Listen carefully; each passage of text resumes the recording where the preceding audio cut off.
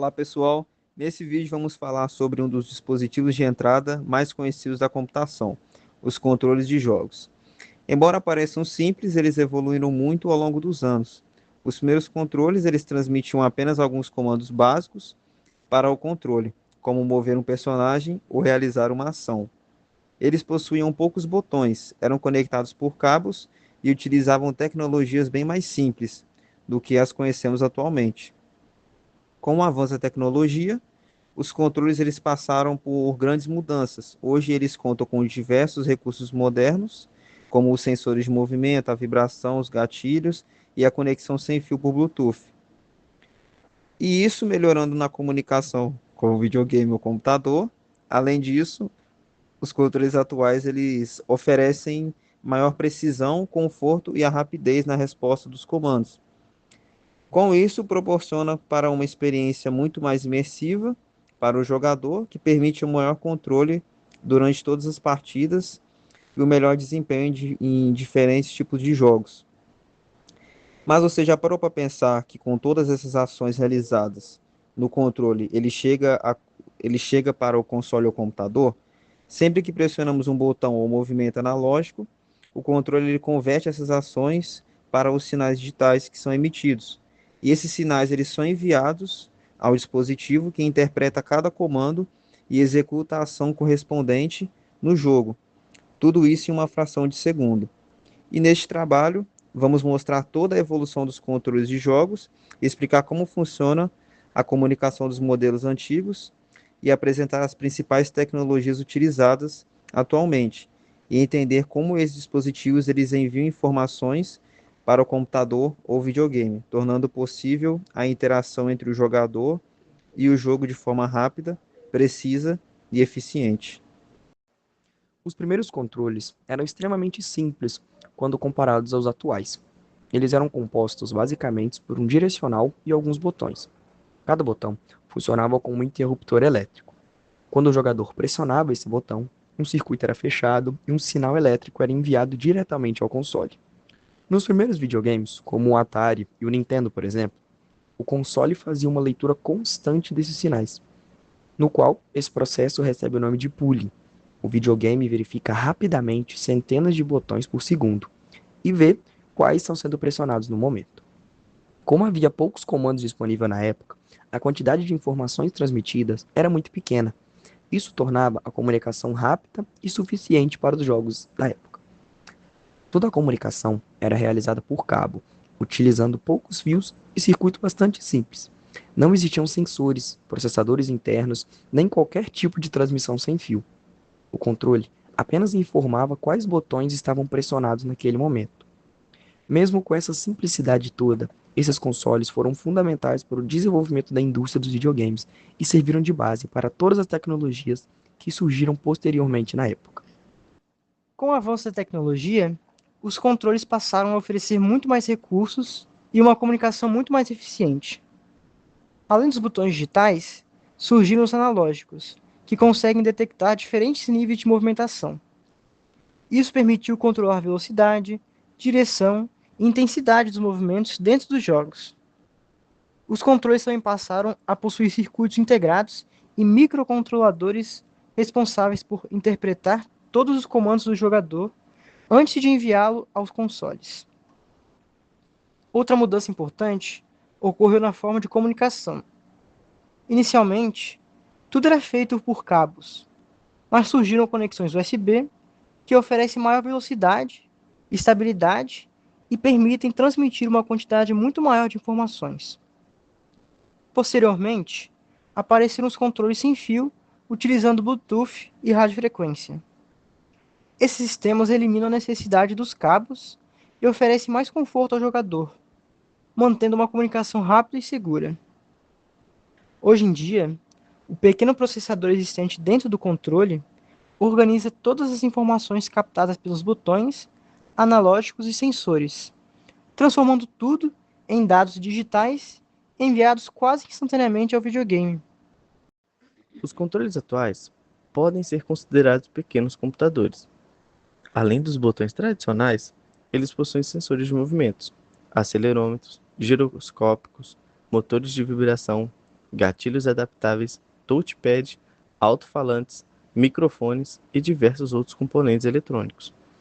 Dentro de um controle, existe um microcontrolador que realiza milhares de leituras por segundo. Todas essas informações são processadas rapidamente e convertidas em sinais digitais. Esses dados são enviados ao videogame, utilizando conexões USB ou Bluetooth, com baixa latência. Isso significa que existe um tempo muito pequeno entre o momento em que o jogador aperta um botão e a resposta aparece na tela. Além disso, a comunicação acontece em dois sentidos. O videogame também envia informações ao controle para ativar vibrações, alterar a resistência dos gatilhos, ligar luzes ou produzir sons, tornando a experiência muito mais realista e imersiva. Essa troca constante de informações demonstra como os controles modernos utilizam diversos conceitos de arquitetura de computadores, comunicação digital e sistemas embarcados. Até agora, entendemos como o controle captura os movimentos do jogador e envia essas informações ao videogame. Mas uma pergunta importante é: o que acontece depois que esses dados chegam ao console? Quando apertamos um botão, o controle envia um conjunto de informações digitais chamado de pacote de dados. Esse pacote contém informações como quais botões estão pressionados, a posição dos analógicos, dados dos sensores de movimento e outras informações necessárias para aquele instante. Ao chegar ao videogame, essas informações são recebidas pela porta USB ou pelo receptor Bluetooth e encaminhadas para o sistema operacional do console. O primeiro componente responsável por interpretar esses dados é o driver do dispositivo. O driver funciona como um tradutor entre o hardware e o sistema operacional. Ele sabe exatamente como interpretar cada informação enviada pelo controle. Depois dessa tradução, os dados ficam disponíveis para o jogo que está sendo executado. Durante toda a partida, o jogo realiza milhares de leituras por segundo desses comandos. Esse processo acontece muito rapidamente para que o personagem responda quase instantaneamente aos movimentos do jogador. Por exemplo, imagine que o jogador aperte o botão de pular. Primeiro, o botão fecha um circuito dentro do controle. O microcontrolador detecta esse fechamento e registra que o botão foi pressionado. Em seguida, essa informação é transformada em dados digitais e enviada ao console. O sistema operacional recebe esses dados, identifica qual botão foi pressionado e entrega essa informação ao jogo. O jogo interpreta o comando e executa a ação correspondente, fazendo o personagem saltar na tela. Tudo isso acontece em apenas alguns milissegundos. Esse pequeno intervalo de tempo recebe o nome de latência. Quanto menor a latência, mais rápida será a resposta do jogo aos comandos do jogador. Esse fator é extremamente importante em jogos competitivos, principalmente em jogos de corrida, luta e tiro, onde poucos milissegundos podem fazer diferença entre vencer ou perder uma partida. Outro aspecto importante é a taxa de atualização do controle. Os controles modernos enviam informações ao console centenas ou até milhares de vezes por segundo. Isso significa que a posição dos analógicos e dos botões é constantemente atualizada, permitindo movimentos suaves e extremamente precisos. Além disso, os jogos utilizam algoritmos para filtrar pequenas oscilações dos analógicos e evitar movimentos involuntários, conhecidos como drift ou ruído eletrônico. Depois de interpretar os comandos do jogador, o console também pode enviar informações de volta ao controle. Esse processo acontece quando o jogo ativa a vibração, modifica a resistência dos gatilhos adaptáveis, acende os LEDs ou reproduz sons pelo alto-falante do controle. Dessa forma, ocorre uma comunicação bidirecional, ou seja, o controle envia informações ao videogame e o videogame também envia informações ao controle. Essa troca constante de dados acontece durante toda a partida e demonstra como diferentes componentes de hardware trabalham em conjunto para oferecer uma experiência rápida, precisa e imersiva. Esse processo envolve conceitos importantes estudados na disciplina de Organização e Arquitetura de Computadores, como dispositivos de entrada e saída, comunicação digital, processamento de dados, barramentos, sistemas embarcados e gerenciamento de hardware. Embora o jogador veja apenas um simples controle em suas mãos, existe uma grande quantidade de tecnologia trabalhando em alta velocidade para que cada comando seja executado corretamente. Comparando os controles antigos com os atuais, percebemos uma evolução enorme, tanto em hardware quanto em comunicação. Os primeiros modelos transmitiam apenas informações simples, indicando quais botões estavam pressionados.